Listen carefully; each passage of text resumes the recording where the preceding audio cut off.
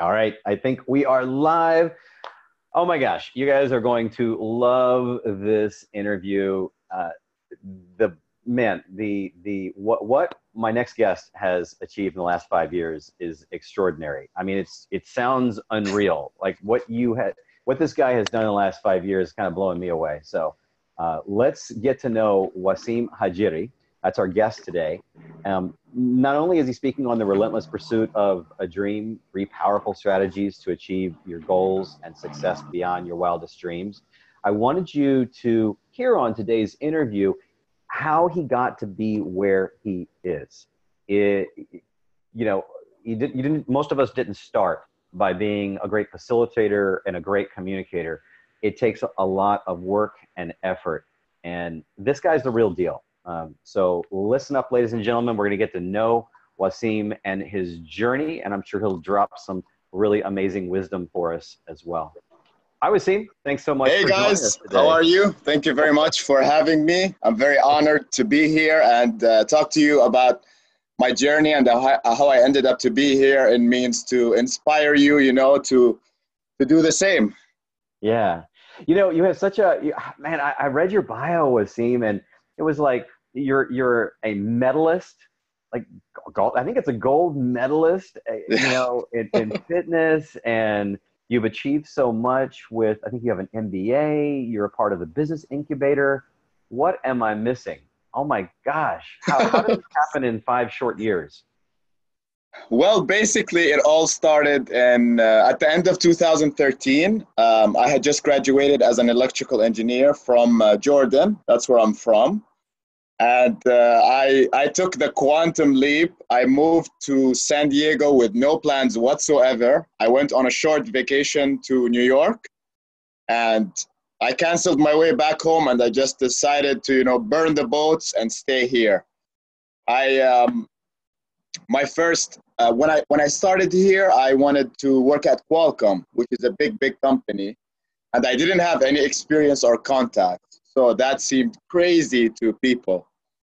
But I just put it in my mind that I'm gonna get in, so I started working towards that, and in 6 months, I got into Qualcomm, and that's when my life started. I started meeting amazing people, and shortly after that, I started competing in fitness. And it wasn't an easy start. When I joined my first competition, I got last place. That was 13th place at the time. But slowly, I worked on everything that I needed, and I got into the US Nationals. I won a gold medal, and then at the Olympia as well shortly after that, which is basically the Olympics of fitness. And then I started with the MBA program at UCSD.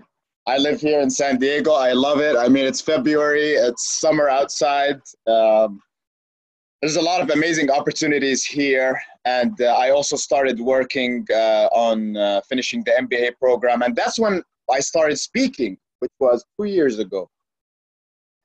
I always loved people, talking to people, connecting with people. But as you mentioned, it wasn't just an easy start. I took a lot of classes on communication, and I started doing presentations. I started pitching in front of business people, investors, different kinds of audiences, and slowly started growing the skill. But I just love it, standing on stage and um, connecting to people and feeling that I can, positively influence them and help them in some way. That's the most thing that I'm passionate about, and that's why I'm doing this. So if I hear you correctly, is that you've only been a professional speaker for the last 2 years then? 2 years, yeah, 2 years, exactly at the end of 2015. So now I'm going into the third year. Man, you sound great. I mean, seriously, man, you sound great, and I think that's an inspiration. Some people thinks it takes like many years. I mean, I've been speaking and facilitating and training for over 20 years, Wow. and I guarantee you, 2 years into even pursuing speaking and training, I was a kind of a mess. So Yeah. whatever you got going on, brother, we need to know what's going on, how you advanced and how you made this happen in this 2 years. So we're going to get into that. We're going to get into that. So tell me, Okay. what was the transition? Here you were in fitness Yeah. and doing these other things. Something switched with you 2 years ago. You decided to start sharing. How did you settle in on this message of the relentless pursuit of a dream? Well, it actually did start in fitness, not business initially. Oh, When I won my first competition, they told me, "How about you share your story with the audience and tell us how you ended up here?" So that's when it all started. And at that time, I didn't have that much training, but I just stood up on stage. I told people my journey coming from Jordan and how difficult it was, that transition, starting a brand new life here, starting basically, it was as a new life. And but I just, what helped me the most actually is modeling people who were successful at it. And I talk a lot about Tony Robbins. The first day that I moved to the States, I started listening to these speakers: Tony Robbins, Eric Thomas, Les Brown, you name it, the top people, Bob Proctor. I started learning what they did and just kind of slowly implementing it in my own speeches. And that's the best thing that I did. I think I can tell people is to model the people that are very successful, not a little bit successful, but massively successful. That's how you jump. You like 5 years ahead, instead of trying on your own and just, it's going to take more time, basically. that's a piece of gold right there. That's such a gold piece of wisdom, and that beautiful soundbite. It's something that I hear as I have the opportunity and privilege to interview people that are creating amazing results out there, meaning they're a paid professional speaker and they're getting the results. I'm hearing some of the same thing, and I hear the name Tony Robbins come up. I hear Bob Proctor and these names come up. It isn't about being these people. It's about studying them, right? It's about Yeah. seeing what are the clues behind them. You're not trying to be Tony. You're not trying to No. be Bob. You're not trying to be these people, but there's a way they're creating results with their audience. What can we do, still using your unique personality and how you show up? But how can you use some of the things that they're using to connect with an audience, right? Yes. Mm-hmm. So if I was to sum it up, basically, now the number one thing is authenticity. I mean, the more and more authentic you are, that is the most powerful way to connect to the audience. Showing vulnerability, for example. People think it's a bad thing. It's actually not a bad thing. If you failed at something, for example, and you share it with an audience, you're being real, you're being you, because nobody's perfect. We make mistakes, so being vulnerable and showing vulnerability is not a weakness. That's a big strength that I can share that. Authenticity means just don't overthink it. Just try to speak from the heart. Like you said, I'm not trying to be Tony Robbins. I'm just being Wasim. Mm-hmm. Using Tony Robbins strategies, that's what I implement. And the third thing is the mental and physical preparation. I can talk to you for hours about this. Any speech that I go into, I visualize it beforehand. Visualize going through the scenario successfully and all of the results that I want in my mind. Mm-hmm. Exercising and meditation, it is huge. Exercise, like it pushes you to be in a very strong mental and physical state. So when you go on stage, you're ready to rock and roll. And a workout in the morning of that day, that really does the job for me. And then meditation, which includes partly visualization, and then you definitely know gratitude. The power of gratitude, which is, the 5-minute journal that Tim Ferriss uses. I use that, which outlines, you write down the things you're grateful for, and it puts you in a grounded state. So the physical and mental preparation, it's a big part of the success of the speech. Yeah. So as you reflect on your journey, think back on your entire journey. What do you feel has made the greatest difference in your development as a speaker? asking for help. Big round of applause. I mean, man, that's so humble. That is so humble and vulnerable of you. I love that. I love you mention it because I'm always on about that. The secret to getting better, be willing to ask for feedback and help, man. It's your greatest strength. It's not a weakness. No, no. Especially guys like, oh, I'm not going to ask for help. You know, I'm just going to tough it up and make it happen. Of like, why do you make it so damn difficult? No. Don't make it difficult, man. People would love to help you. You would be actually, and you know this, you know, you're very successful yourself. You would be surprised by the amount of people out there who want to help you. And I mean, I can tell you stories and stories about that. Yes. Ask for help. It's so powerful. I mean, from anyone, even if it's someone that you think that might not help you, no, just go and ask. Especially successful people, they want to help. They want to. And I have a golden rule about asking for help. So if for example, I just wrote a book, okay? I just finished it and I'm working on publishing it. I'm not gonna go ask my friend that I hang out with for advice on how to write a book, or I'm gonna tell him that, hey man, I'm gonna write a book. No, I'm gonna go to someone who is successful at this and can actually offer me quality advice, you know? So for example, I have Bethany Kelly, she's my publishing coach. That's the first person that I went to. I told her, hey, I'm gonna write a book. What do you think? These are my ideas. Should I pursue this? And she gave me the right effective strategies. And that's how this book turned from a dream to reality. She helped me. It's all about the help, you know?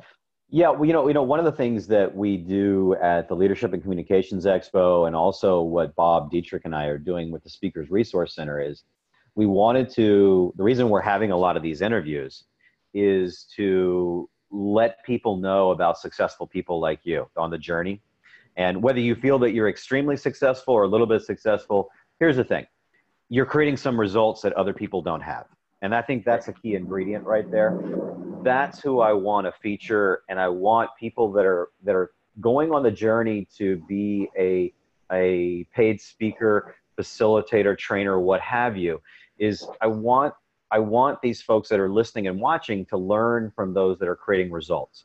And everyone, you know, you decide who resonates with you. There are people that are watching this that'll resonate with you, Wasim. Somebody else won't resonate with you. Somebody else will resonate with Rich. Yeah. Perfect. But here's the bottom line that unifies all the folks that we're featuring, like you, is that you're creating results.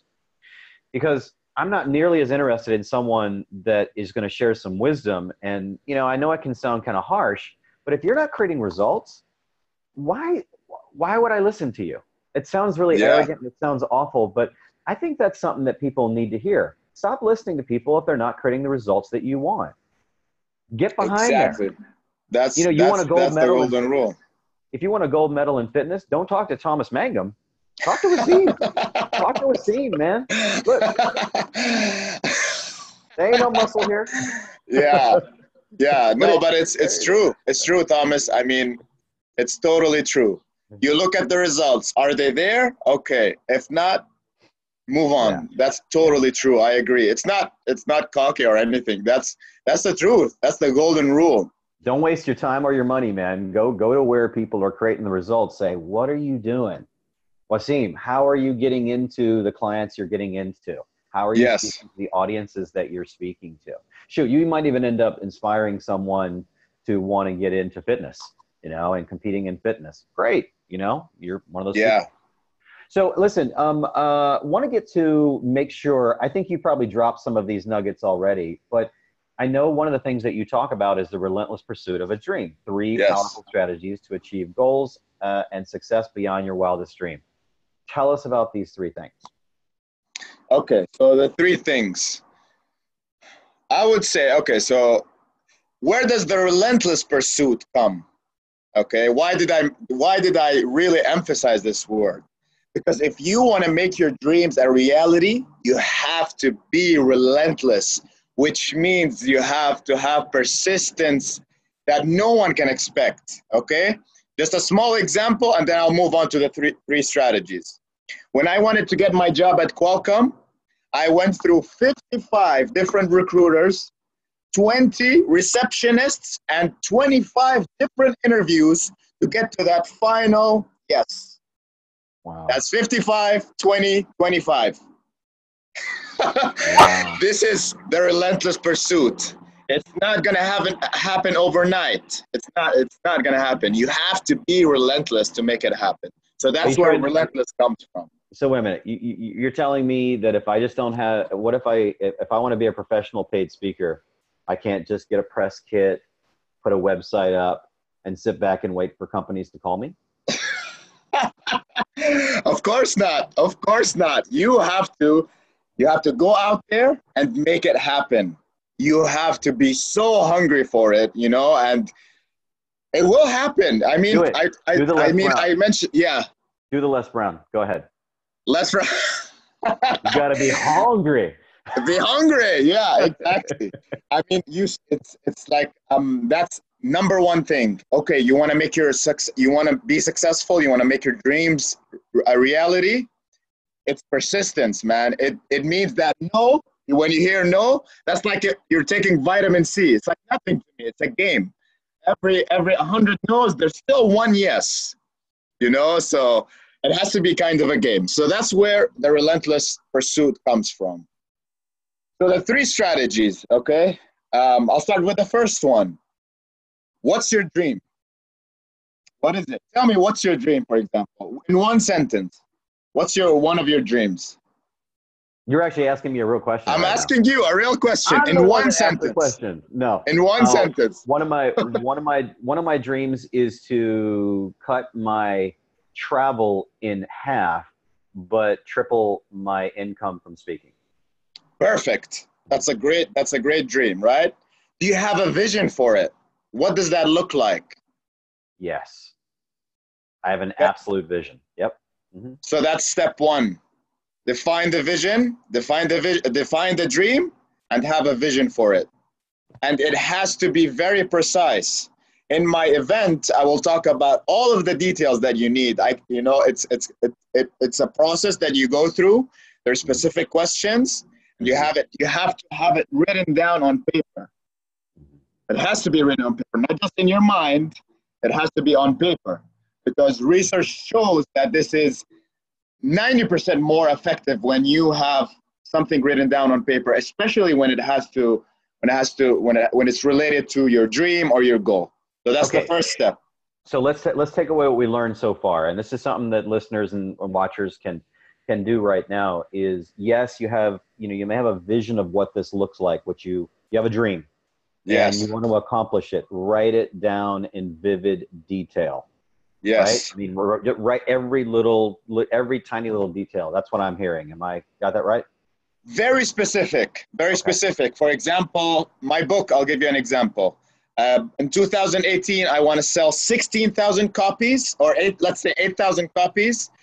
I want to make $40,000 in net income. That's for the year. And every month, I want to sell 666 copies, making $3,300. This is detail. Mm-hmm. This is how detailed you need it to be. And I know you have this by number with your goal. You have the numbers figured out. Yeah, you know your sales. You know how much you travel. You want to cut it in half. You want to triple or extend your sales. So that's the first step. I have that number. Yep, I have exactly what that is. Yep. And you have it written down, and because I know you're a successful guy, and you know what I'm talking about. It is in Google Documents right now. Perfect. So that's the first step. Oh, and number 2.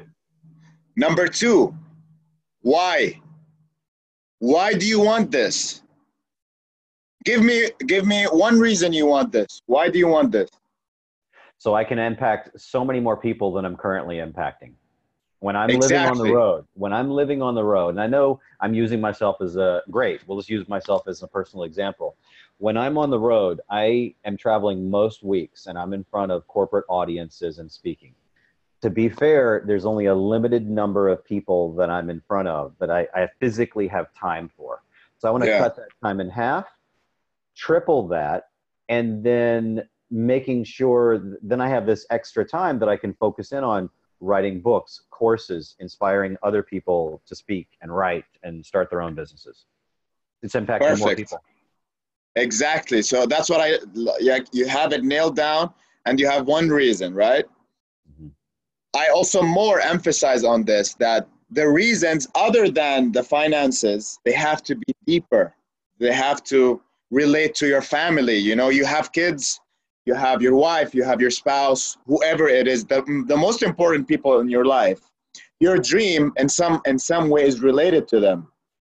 You want financial freedom for your kids, right? Because when you retire, you want your kids to be not to stress over any finances, and you want to travel the world with your wife, right? You want to do things on your own terms. That's just an example, right?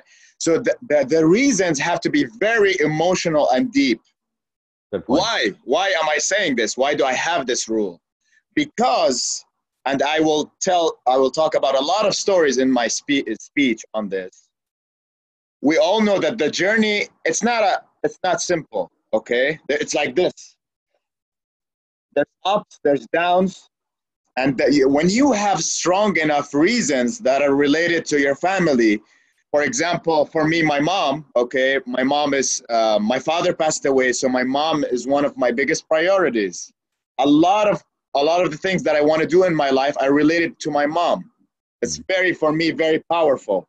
So that reason keeps me going when things get tough, when I get rejected or knocked down or whatever happens. I go back to that reason, the why, and it gets me going. It gets me back up. So this is the second step. Why do you want this? You have to write down 10, 15, 20 reasons of why this is so important for you to accomplish. And it has to be deep. Not just I want more money and be happy. No, I want to make my mom happy. I want to make my kids happy, etc. It has to be very personal and deep to you, to what's most important to you. Mm-hmm. That's number 2. Excellent. I got you thinking about these things, right? I am. Yeah. You know, I'm always on lots of channels. I'm thinking as a host. I'm thinking you're coaching me and mentoring me. So you know what I mean? I'm thinking on multiple channels. Yeah. So I do want to make a little note, because we're going to get to number 3 here with Wasim.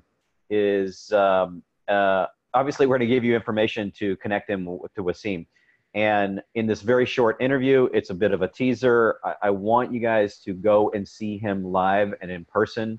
The only way you're going to find that out is connecting with him and going to his website, which we're going to put in, in written form right at the bottom of this interview. So in case you're wondering, ooh, I want more behind number 2 or number 1, you'll get more. We want you to have a conversation with him. And by the way, do you mentor people direct? Do you mentor and coach people if we want to work with you direct? Yes. Now I'm building that up. It's going to be part of one of my services. Okay. Basically working on goal setting. I can do one-on-one or in a group setting. So both of these things are available. And everything is on my website, and they'll check it out. Yeah, I'm giving you an idea. I think you should, because you're an inspirational guy. Thank you. You communicate well, and you definitely should be doing some of this. So, Thank you. Right. Thank you very much. So time is getting short. Let's get to number 3. Okay, so number 3.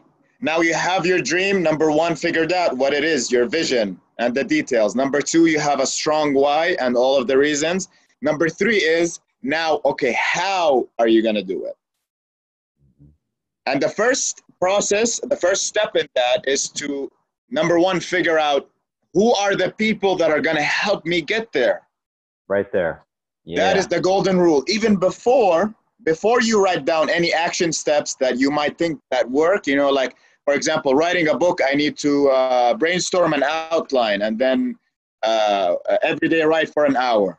No, but before that, you think about who are the people that are going to help me, either in my own network, or we have the best thing in the world, which is Google. How do I write a book? Boom, 10 websites pop up right away. You have so many resources out there. And other than Google, again, you can think of the people around you or their networks, or just find someone online that will guide you through this process. Because whatever you want to do, there's a lot of people who are very successful at it. And as we talked about before, model what they did and don't make stuff up from your mind. No, just do what they did and you will get the exact same results. Right. I like so that. that is number 3, which is how. How are you going to do this? Model the success of others. And then also, plus, you can brainstorm and write down action steps that you want to take towards that goal. Okay. Whatever it is. So these are the 2 things in that 3rd rule. Yeah. I like that. You were reminding me of part of my journey, and you actually gave me some confirming information around that. Yeah. I was realizing that when writing a book, I got to tell you, man, I was looking to write my first book, and I accomplished that last year.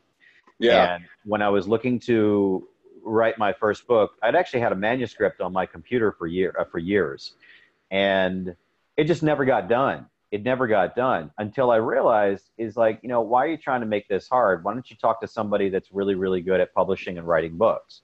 Exactly. And that means that I am now on finishing up the 2nd book, and we're getting into our 3rd book. And it was all because I read within a course of a year. And this is really true. And it's completely transformed a lot of the credentials and a lot of ways that corporations are responding to me. And here's the lesson. This is not really about me.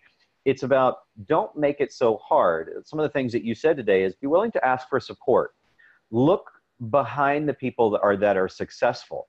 If you like Tim Ferriss, who published his book? If you like Lewis Howes and you like his style and you liked his book, look behind who wrote his book. Or whoever it is, or me or yours, look behind that. Not just that a book got written, because in my experiences, there's lots of speaker coaches, there are lots of publishing coaches, there are lots of all sorts of coaches and mentors. Yeah. Are they creating real results? And if you want those kind of results, then find out who taught them or work with those individuals. Exactly. Yeah. Exactly. And save yourself time, save yourself money, save yourself a lot of things, just by simply modeling the success of people that were successful at it. And that's what you did. You said you have 3 books, right? Yeah. That's awesome. It was so interesting. That was very subtle of you, by the way. You changed studios on me. How did you do that? It was getting a little bit noisy out there. Sorry about that. I just came to a quieter space. Well, whatever device you're using, it's good, because I wasn't picking up any background noise. So it's you are perfect. Okay, it's all good. We're in good shape. All good. Stay where you are, though. Stay where you are. Okay. So listen, man. Last couple of questions here. If you had to start over, let's talk about your journey as a professional communicator. If you had to start over, what would you do differently when it comes to developing yourself as a communicator? If you had to start over, wave a magic wand. Magic wand, go back in time. Emphasize. This is the one thing that I would do is more and more model the success of others. I would go back to this point, because I was, I did this mistake of trying to come up with things on my own. Some worked, some didn't. But if I went to someone successful like you, and you became my speaking coach, boom, I would have saved myself a lot of time and saved myself a lot of time and money and effort. Mm-hmm. So I would say the number one thing is that I would have modeled someone who was successful right then and there, started from the beginning, not making anything up from my mind. And number 2 is that the people that you surround yourself with.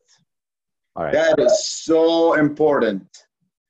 I mean, if you really want to be successful, you have to surround yourself with people that will lift you up and lift you up higher and will just, make you just a better version of yourself. You don't want to be around people who are negative or make you feel that you're not the best version of yourself. And that happens. So that's why I love, Toastmasters. I love these expos and these events. When you go there, it's so inspiring. You meet like-minded people, you connect with them. You understand that you're on this mission not just some guy, you know, like you go to the beach with, you tell him, hey man, I'm going to write a book. He's like, why are you doing that? That doesn't make sense. You're not a writer. That's not the answer you want to hear. I want to talk to you, and I'm going to tell you, Thomas, listen, I'm going to write a book. That's awesome, man. Let me help you. This is what you need to do. Get this coach. Do this. Go to these events. Listen to this speaker. Boom, boom, boom. Do this, do that. That's what I want. I want someone to pump me up, get me on fire. You know, right. So number one, I would model the success of others right away. Number two is surround myself with the right people. I had cool. And so think about it. Think about like you mentoring, and this is just you and me, social and political correctness all aside. So we're not being polite here for the next question, next answer. Is think about you're mentoring someone, you're guiding someone. What is something that you perhaps have never shared before that you think every speaker on the journey needs to hear right now? What's the hard truth? You're gonna fail. There you go. You're gonna fail, and it's okay. Things are gonna happen, and this is something that people don't talk about a lot. I mean, it's you kind of see the end result of a successful speaker like you or me or anyone else. Yeah. But to get to this point, you have to deal with a lot of failure. A lot, right? And like Les Brown or any of these top motivational speakers, they say that it's not a failure unless you stop. You're not a failure unless you stop. So failing is just you learn new things. When you fail, you know, between quotations, it's not a bad thing. You're doing something, you failed, you change your strategy. You do this, you keep changing your strategies until you make it happen. And it's going to happen, and that's okay. Don't be afraid of it. It's part of the journey. That's such a key point, and thank you for being so honest and open with that one. Because it's whether you're looking, you know, this really applies to not everybody is looking to be a motivational or inspirational speaker. You know, that's watching right now. Whether you're looking to move up in leadership at your company, whether you're looking for a new role, whether you're looking to just, I don't know, to facilitate sales meetings better. Yeah. Or whatever kind of speaker, trainer, facilitator. I use those words on purpose because different people resonate with different things. Not everybody's, like I don't claim to be a motivational, inspirational speaker. I'm a facilitator. I facilitate events, something very different than keynote speaking. And what you said is the same. The same piece of wisdom applies. You will fail. You will say the wrong thing. You will say something, and as we say in English, you know, stick your foot in your mouth. You know what I mean? You're going to eat your shoe occasionally. You are going to accidentally be offensive. You're going to get no. It's going to be tough some days. Yes. It's a rocky road, which is why all of this applies. Know your truth in your heart and be passionate about what you're sharing, focusing in on another individual that you genuinely care about them, and don't let anything stop you. If you're feeling down, you connect in with Thomas or Wasim or Bob. Connect in with people that they're your peers. You know, there are people that really care and support you and realize that there's going to be ups and downs. You will absolutely fail. You're going to fall flat on your face, and then have people there that are going to give you a hand up. They're not going to do it for you. They'll give you a hand up. It's like, man, I got you. I know what it's like. Keep going. Keep breathing. Keep speaking. Exactly. And what helps with that is, like you said, there's also, I learned throughout my journey, there's a lot of different ways that you can deal with failure. Is number one, like you said, is getting people to help you, lift you up. And I again emphasize that the mental and physical exercises, that's what keeps you in the zone. You know, like when you, for example, had a rough day, to make it better, you don't go home and just sit around and watch TV. No, go to the gym, exercise, you let all of the stress out and you feel great after the workout. And I also talk in detail about how to deal with these kinds of situations, whether if it was a failure, but exercise, so powerful. And then the mental exercise as well, which goes back to gratitude. You know, gratitude eliminates fear and failure like nothing else that I've experienced before. It's so powerful to be grateful, you know, for the things you have, because many people wish to have what you have. Yeah. Yeah. Well, Wasim, man, this has been awesome getting to know you. And I invite listeners and watchers of this interview, please get in touch with Wasim. We're going to put his contact information down below for you. And to make sure that's all, you know, clear and you get it all spelled correctly. Check out where to see him next. And thank you. Thank you so much, Wasim, for investing your time and your energy. I've enjoyed getting to know you. I hope listeners have enjoyed getting to know you, and your message definitely resonates. I wish you all the success. So thanks for being here. Thank you so much. It's been a pleasure and an honor. Thank you, Thomas. I appreciate everything. And good luck to everyone out there. Thank you. All right. We'll see you soon. Bye.